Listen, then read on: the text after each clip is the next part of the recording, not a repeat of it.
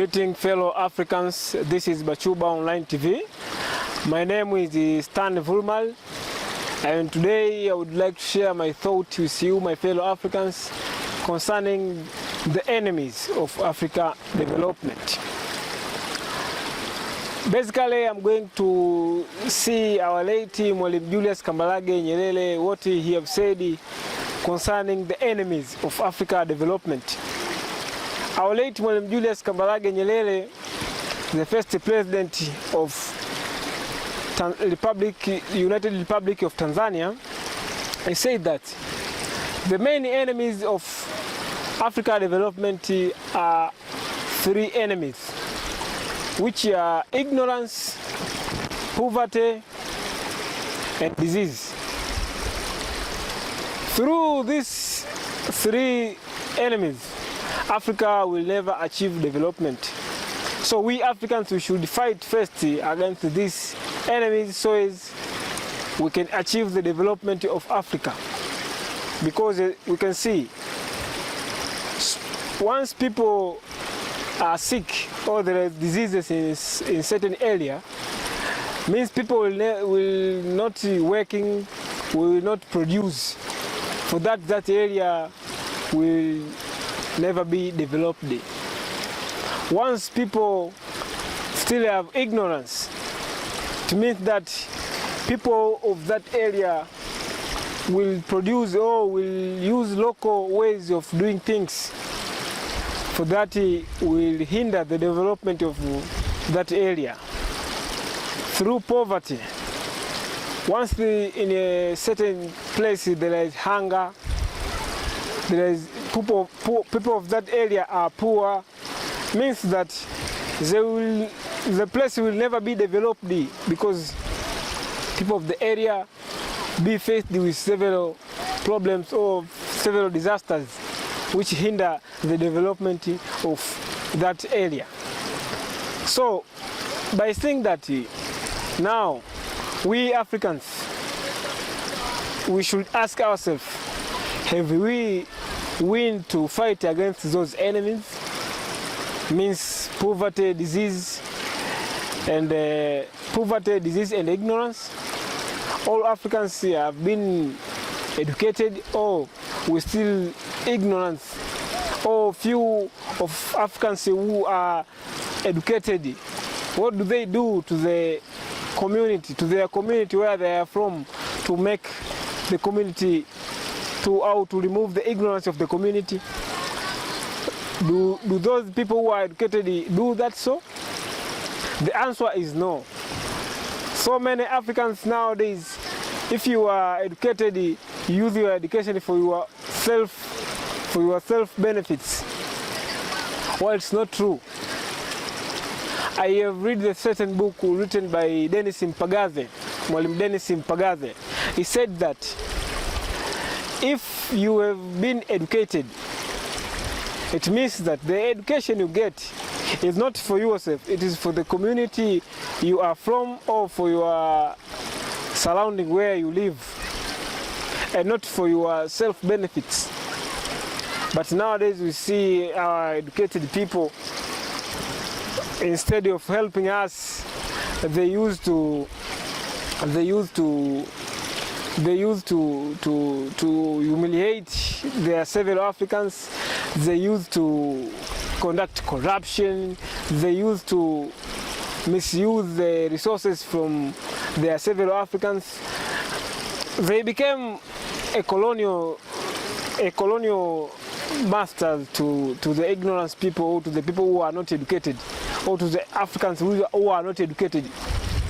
While the community, their parents make them educated or pay for them in their education so as they can come and be helper to their community and their fellow Africans. But instead of doing it so, they become as colonial masters, as a colonial to colonize their fellow Africans and not helping them.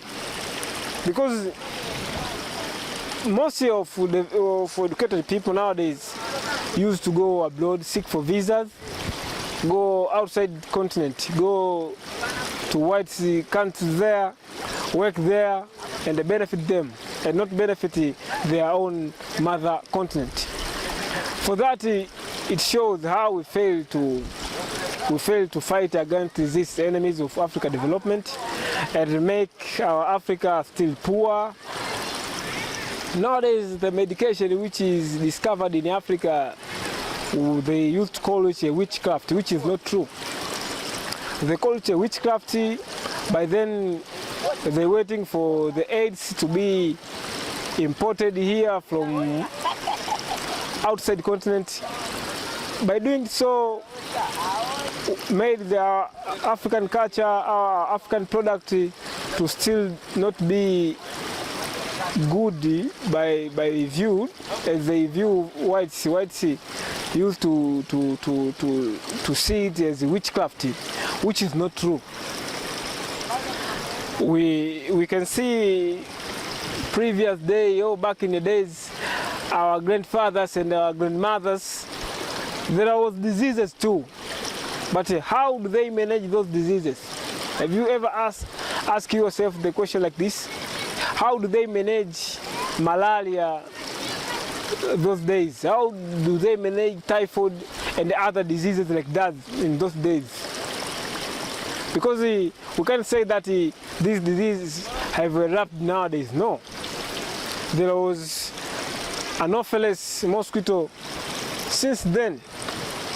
But they have managed malaria, they've managed those diseases, faced them according to their surrounded environment by using the natural medication like trees, leaves, roots of several plants to manage these diseases.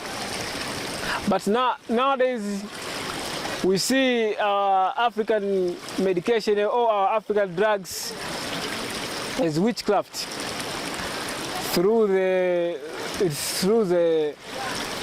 thoughts of whites which need to import their medication here in Africa. By killing our natural medication, they call it witchcraft and promote their chemicals medication as the best medication to be used. And we Africans used to forget our medication. It is not true. By doing it so, we wait for them to import their medication here, and we pay for it, and it still have got so many side effects toward us Africans. For that made us still not willing to fight against these enemies which we have been told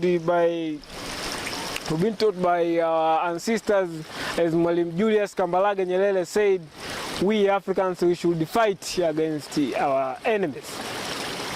We should unite together to fight against poverty, to fight against ignorance, to fight against diseases, so as to make our Africa developing, or to make our Africa, our mother continent Africa, great. It's through us Africans working hard.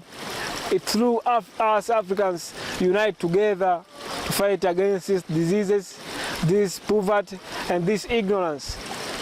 Nowadays, another enemy which have been erupted is corruption.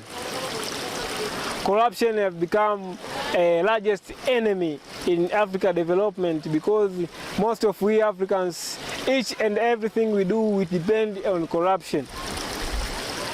Corruption has taken place now. People forget their dignity because of corruption. People forget their culture. People forget their resources found here in Africa, and they give it out to the whites through corruption. The whites use us Africans, our several Africans, to take our resources to them, to their continent, through giving corruption or through lying to our fellow Africans, which are educated people, which are in several positions. Our leaders, our African leaders, also have been used in such kind of things, which is not true. We Africans, we should unite, we should stand as one. Those who are educated, they to promote education or to give education or to give back to their community so as to remove ignorance to the African communities. Our several Africans there outside the continent, diasporas, should be back here in Africa so as we can fight together against these enemies. Because most of diasporas which are outside the continent are educated people. There are professors, PhD holders there outside Africa. They should be back here in Africa so as they can import their knowledge in their motherland for the development of their mother continent, Africa, and make their Africa great. We beg you, diasporas, to come back here in Africa. This is the time to invest here in Africa, because Africa is one of the richest continents in the world. Since we got each and everything here in Africa. Resources are here in Africa. They need people to allocate them well so as to achieve their profit to us Africans, to make our Africa great, to develop our Africa. We're still poor in Africa, but we're still seeking to go outside the continent and enjoying life there while our fellow Africans still suffering. It's like we still colonized, which is not true, or which is not good thing toward us Africans. So it's our request to you diasporas, it's our request to you fellow Africans to fight against these enemies, to fight in order to make our Africa develop, to make our Africa great. By doing it so, those whites also will see how we Africans, we are good, we are the best people in the world, since they see us Africans as unlike people. They see us Africans as animals. They don't consider us as a people like them. We are human beings also. We got minds, brain. We can make our own Africa great by creating our own things, by promoting our own things and making our Africa great. Thank you for watching. This is Bachuba's online television. Don't forget to subscribe, to like, comment and to share our video so this information will reach to so many Africans in the world and make our Africa great and make our Africa developed. Thank you so much.